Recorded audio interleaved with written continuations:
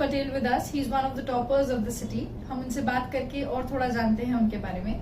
बेटा हर्ष, सबसे पहले तो कंग्रेचुलेशन। Thank you. और दूसरा आप हमें बताइए कि आपका रिजल्ट क्या रहा? I have 98 in maths, 94 in chemistry and 90 in physics in board.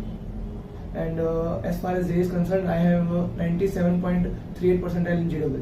Okay, so JEE और JEE बोर्ड में दोनों ही आपका रिजल्ट अच्छा आया है।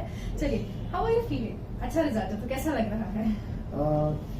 अच्छा तो लग रहा है, बट जो मेहनत की थी उसका रिजल्ट मिला है। That's why efforts waste नहीं जाते। एफर्ट्स वेस्ट नहीं जाते।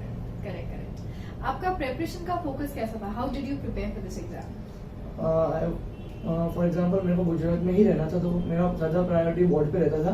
बट बोर्ड्स हो जाता था अच्छे से, तो ज़्यादा अच्छा JEE का एक्स्ट्रा लेवल करने का अच्छा लगता था। तो इंस्टीट्यूट में अच्छे से बोर्ड करवा देते, तो एक्स्ट्रा JEE के लेक्चर भी रखे हैं यहाँ पे इन लोगों ने। तो उनके JEE के लेक्चर में जो बच्चों को ज़्यादा आगे करने की इच्छा हो, उनको एक्स्ट्रा मटेरियल भी करवाते हैं। डिफरेंट रेफरेंस बुक भी सॉल्व करवाते हैं यहाँ पे। फिर एग्जाम्स देते हैं रेगुलर, पर मंथ 15 डेज में या फिर मंथ में एक JEE के एग्जाम भी रखते हैं रेगुलर। बोर्ड के जो कॉन्सेप्ट पढ़ाते हैं उसमें आज कुछ पढ़ाया तो उसके अगले दिन उसकी मिनी टेस्ट भी होगी। मतलब आप डे टू डे प्रिपेयर करते हो। जी बिल्कुल। डे टू डे प्रिपेयर करोगे तो कॉन्सेप्ट्स छूटेंगे नहीं, साथ में आपको नया सीखने को मिलेगा, वो भी आप इजीली ग्रास्प कर लोगे। बिल्कुल बिल्कुल, क्योंकि काम पाइल अप नहीं हो रहा है। यस, बिल्कुल सही बात है। और देखो, पेरेंट्स का भी बहुत कंट्रीब्यूशन रहता है इस पूरी जर्नी में। यहाँ पे हम एक एप्लीकेशन यूज करते हैं आहूजा इंस्टीट्यूट की, जहाँ पे हमारा डे टू डे जो मिनी टेस्ट का रिजल्ट होता है, फिर JEE के एग्जाम लेते हैं उनके रिजल्ट्स, फिर चैप्टर्स की मेगा टेस्ट देते हैं, उन सबका रिजल्ट पेरेंट्स को उस एप्लीकेशन के द्वारा मिल जाता था। तो उनको रिजल्ट से पता चल जाता था कि बच्चा मेहनत कर रहा है कि नहीं। और तो एडमिशन लेते वक्त पेरेंट्स को कॉन्फिडेंस ही था कि इंस्टीट्यूट पे भरोसा उनको पूरे से पहले से ही है, क्योंकि इंस्टीट्यूट हर साल अच्छा रिजल्ट दे रहा है और देते ही जाएगा। बिकॉज उनका जो वे ऑफ टीचिंग है, वे ऑफ एग्जाम कंडक्ट करते हैं, वो डाउट सॉल्व करवाते हैं, जो डाउट हो तो पेपर्स आप चेक होकर टाइम टू टाइम मिल जाते हैं आपको। तो आपको कोई भी चैप्टर में कुछ, फॉर एग्जांपल अगर एक मैथ्स का कोई भी चैप्टर हो, उसमें आपको कम मार्क्स आए तो आपको तुरंत पता चल जाएगा कि इस चैप्टर में वीक है। Correct correct correct. और सर एक बार वो चैप्टर पढ़ा दिया उसको छोड़ते नहीं, नेक्स्ट टू नेक्स्ट दूसरे चैप्टर से पाइल अप करके उसके एग्जाम लेते ही जाते हैं। जी जी बिल्कुल। लेकिन कभी आपका वो चैप्टर छूटेगा नहीं, वो लगातार एग्जाम्स में आया जा रहा है। Yes, correct correct correct. और आपके JEE के लिए मैं स्पेसिफिकली पूछूंगी कि JEE का जो आप पूरा एग्जाम आपने अटेंड किया, उसमें आपका किस तरीके का पूरा अप्रोच था? सर यहाँ पे है ना, हमको फिजिक्स केमिस्ट्री में तीनों के JEE के लेक्चर्स देते थे, उसमें समझाते थे कि एग्जाम का how to approach the exam. उसमें केमिस्ट्री सेक्शन थोड़ा इजी रहता है JEE के एग्जाम में, तो उसको पहले अप्रोच कीजिए। पहले फिजिक्स को करोगे तो शायद कॉन्फिडेंस डाउन हो सकता है तो आपको ना आए तो एग्जाम्स भी यहाँ पे जो ट्रायल एग्जाम लेते थे हमारे JEE को, हमको समझाते थे कि पहले केमिस्ट्री अप्रोच कीजिए।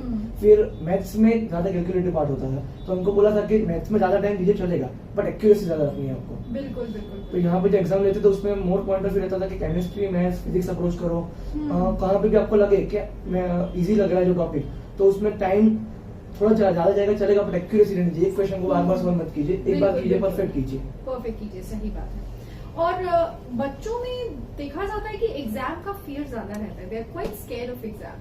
तो आपने इस एग्जाम फियर के साथ कैसे डील किया, कैसे मेक श्योर किया कि एग्जाम फियर आपको ना हो, और हुआ तो आपने कैसे ओवरकम किया? जो मिनी टेस्ट की बात होती है, जो कॉन्सेप्ट के दूसरे दिन तुरंत एग्जाम देते हैं, वो मिनी टेस्ट में आपका रिजल्ट 95% से अबो ही रहना चाहिए। 10 में से 9.5 लाइए, हर रोज 10 लाएंगे तो आपका कॉन्फिडेंस बिल्ड होगा कि ये टॉपिक मेरे को आता है। तो जब मेगा टेस्ट होगी तो आप उसको इजीली टैकल कर सकते हैं। सर सडनली सरप्राइज टेस्ट में भी बोल देते हैं कि 8 to 9 चैप्टर साथ में ले लेंगे, बट आपका जो मिनी टेस्ट का परफॉर्मेंस रहता है उससे आपको कॉन्फिडेंस होता है कि मैं कर पाऊंगा। फॉर एग्जाम्पल आपने प्रिपेयर नहीं किया, पर फिर भी आप एग्जाम में जाके बैठोगे तो आपको आने लगेगा, क्योंकि इतने सारे एग्जाम ऑलरेडी दे चुके हैं। बिल्कुल बिल्कुल बिल्कुल, ठीक है। और बेटा जब बोर्ड नजदीक आ गया था, तब किस तरीके से आपने प्रिपरेशन किया, कब उस टाइम पे यहाँ पे किस तरीके से सिस्टम ने आपको हेल्प किया? जैसे जैसे बोर्ड नजदीक आ रहा था तो सर ने अलग अलग बैचेस ले ली थी कि जो बच्चे अच्छे कर रहे हैं वो, जो मॉडरेट कर रहे हैं वो, और जो थोड़ा वीक है उनको, तो जो वीक है उनके लिए सर ने एक्स्ट्रा लेक्चर्स भी रखे थे। और जो मॉडरेट थे उनको सर एक्स्ट्रा प्रैक्टिस देते थे कि आप वर्क कीजिए, आपको टारगेट होना चाहिए कि आप अपनी बैच चेंज करके जो अच्छा रिजल्ट आ रहा है उनके साथ शिफ्ट हो जाइए। बेटा एग्जाम फियर बच्चों को बड़ा रहता है, लगता है कि बोर्ड है फिर JEE भी देना है, तो एग्जाम फियर बच्चों को बहुत रहता है। आपने कैसे उसको टैकल किया? रेगुलर मिनी टेस्ट दे दे के जो कॉन्फिडेंस बिल्ड होता है, और साथ में सर लेक्चर्स में मोटिवेट भी करते रहते हैं। एग्जाम्स के जैसे जैसे नजदीक आते हैं, सर पहले से ही 5 दिन के पहले ही अनाउंस कर देते हैं कि आप इसके एग्जाम के ऊपर फोकस कीजिए, ये एग्जाम में पढ़िए। फिर जैसे जैसे बोर्ड के एग्जाम नजदीक आए तो बोर्ड का फियर ना रहे, इसलिए सर बच्चों को एक अलग स्कूल में ले जाते थे, जहाँ पे बिल्कुल बोर्ड की तरह ही प्री बोर्ड एग्जाम ली जाती थी, जहाँ पे बिल्कुल एटमोस्फेयर बोर्ड के जैसा रहता है। फर्स्ट ऊपर मतलब सीट नंबर और वो सब भी दिया जाता है, जिससे बच्चों को एग्जाम के टाइम पे ढूंढने में ज्यादा तकलीफ ना हो कि आपका कहाँ नंबर है। दूसरा कि अगर आपको पहले क्लास नहीं मिलती हो, शायद एग्जाम के पहले बच्चे डिमोटिवेट भी जाते हैं कि लेट हो गए, क्या होगा, तो वो सब फियर ज्यादा जल्दी आ जाता है। तो ये प्री बोर्ड लेने से क्या हो जाता है कि पहले से क्लियर रहते हैं कि सीट मिल जाएगी, आराम से लिखना है। पहले दी हुई एग्जाम तो एकदम क्लियर होता है कि वहां जाना है, सिर्फ लिखने आना है, और पहले से इतनी ज्यादा एग्जाम दी होती है तो मतलब एक सिंपल पेपर ही होता है वो का वही, तो वही लिखना है, कुछ ऐसा कुछ अलग कुछ नहीं लगता है बोर्ड के एग्जाम में, प्री बोर्ड लेने से ही। बिल्कुल, तो मतलब मिनी टेस्ट भी जो पूरे साल चलते हैं उससे भी एग्जाम क्लियर निकल जाता है, फिर बोर्ड के माहौल में जाने से वो फियर बिल्कुल ही निकल जाता है। बेटा जैसे कि आपने बताया कि आप रेगुलरली पढ़ते थे, रेगुलरली एग्जाम देते थे, तो रेगुलर काम में बेटा डाउट्स डेफिनेटली आते हैं, तो आप कितना बोलेंगे कि डाउट सॉल्विंग पे कितना फोकस रहना चाहिए बच्चों का, और आपने किस तरीके से डाउट सॉल्विंग को अप्रोच किया? कोई भी टॉपिक हो उसमें अगर डाउट आता है तो आगे का टॉपिक सर पढ़ाते रहते हैं, बट वो डाउट में बच्चे अटक जाते हैं, तो सर को जैसे भी डाउट पूछते थे वो पर्सनली सॉल्व करवाते थे। असिस्टेंट का एक पूरा ग्रुप होता है जो वहाँ पे कभी भी आपको डाउट हो तो सर अगर फ्री ना हो तो असिस्टेंट करके देते थे।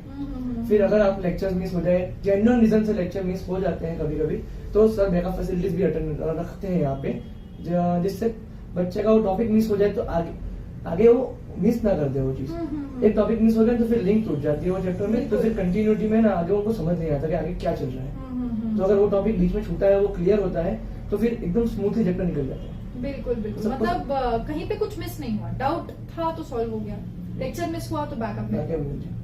बिल्कुल।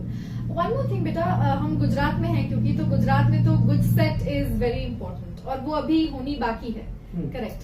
तो अभी जो ये वाला टाइम है आपके लिए काफी वैल्यूएबल है, तो आप इस टाइम को किस तरीके से इस्तेमाल कर रहे हैं, कैसे पढ़ रहे हैं इस टाइम पे गुड सेट के लिए? ये सर रेगुलर लेक्चर्स भी रखते हैं गुड सेट के। लेक्चर के पहले एक एग्जाम कंडक्ट करते हैं, जो चैप्टर पढ़ाने वाले होते हैं उसके ऊपर पहले एग्जाम होती है कि आप पहले वो एग्जाम दीजिए। गुड सेट बेस्ड ही एग्जाम रहती है, 40 MCQ रहते हैं। सर ने पहले से हमको ट्रेन किया हुआ है कि आपको 45 मिनट्स में खत्म करना है, बिकॉज मैथ्स का पेपर है वो लेंथी रहता है गुड सेट के ऊपर में।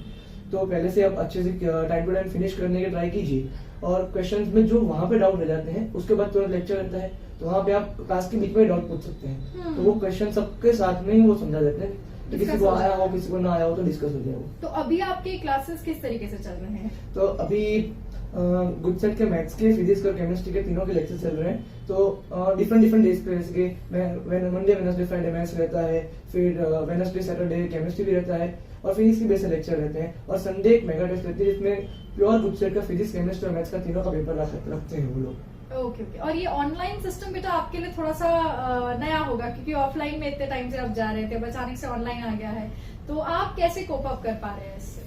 ऑनलाइन के कंपेयर में ऑफलाइन में ज्यादा अच्छे से इजीली सॉल्व हो जाता था, पर अभी थोड़ा स्ट्रगल रहता है, पर इंस्टीट्यूट वाले जितना हो सके उतना वो स्ट्रगल को कम करने की ट्राई करते हैं। हमारे यहाँ पे लेक्चर खत्म होने के बाद सॉल्यूशन हमको भेज देते हैं कि कैसे किया है, सॉल्यूशन में कुछ क्वेरी को तो वो तुरंत सॉल्व करके दे देते हैं हमको।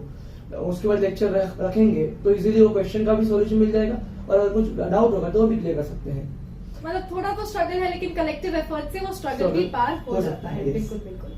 और बेटा इसके अलावा यूजुअली क्या रहता है कि 12th के बाद बच्चे थोड़ा कंफ्यूजन में रहते हैं, और आपका तो फिर भी गोल सेट ही है थोड़ा, तो आपको ये क्लैरिटी कैसे मिली, क्योंकि ये बच्चे बहुत स्ट्रगल करते हैं इसके साथ? ये गोल सेट नहीं था, सर ने करियर काउंसलिंग के सेशन रखे थे बीच बीच में 11th 12th 12th में। जब भी हमको कोई भी फील्ड के ऊपर ज्यादा इंटरेस्ट लगता था तो सर को जाके हम पूछते थे कि सर ये फील्ड के बारे में थोड़ा समझाइए, तो सर उस फील्ड के बारे में, उससे आगे कैसे अपॉर्चुनिटीज मिल सकती है उसके बारे में हमको ज्यादा एक्सप्लेन करते थे।